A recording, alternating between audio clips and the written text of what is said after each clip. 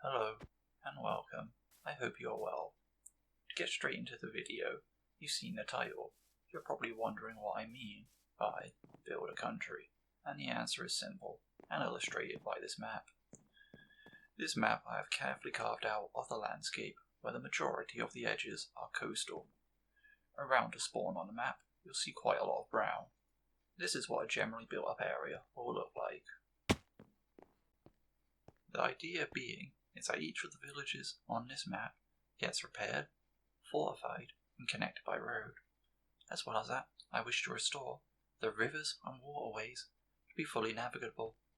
When roads and rivers meet, I will have to build a bridge that accommodates both. On these roads and rivers, it would be possible to start a horse or boat racing club, respectively, which should be a fun activity down the line. That said, I don't like building generic places. This is best shown if we go and see what I mean, so allow me to take you on a tour of these places. Here on the map is very noticeable. It is what I call Origin.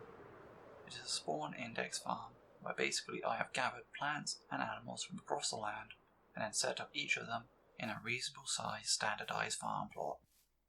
I keep facing issues with my sheep, where some sheep will despawn for unknown reasons. I try to keep a few of every colour sheep, but yeah.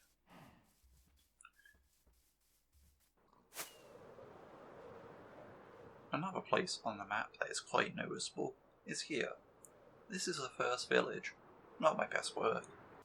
Firstly, I populated it too densely, and secondly, it's near impossible to illuminate the river enough to protect from the regular drown fatalities. The village does have some unique features, such as the cave experience, the hillside ruins, as well as a prison, which has its own parkour course, and a little while away is the lake and super deep fishing hole. As well as that, near the village, I have some structures built by friends or family.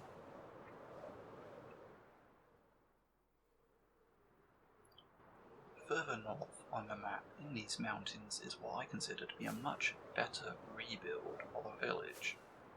I personally really like the verticality of this village, especially with this river cutting off a small chunk of the village. This village is classy, lots of flowers, some green space, a local park.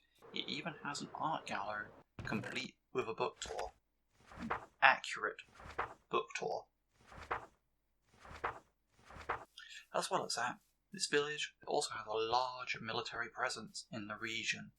Looking to the citadel built into the mountain, its maze-like interior leading up to the mountain tops, where the villagers would be seen making weapons and armour. There is a relatively compact base on the mountains and many vantage points over the mountain road. There is even more military base over the gap on the other mountains connected to the large watchtower. Around that area are more structures made by friends or family, and the village I am currently working on. Not too much crazy has gone on so far. I have walled off the village and also dug a large tunnel to the ravine.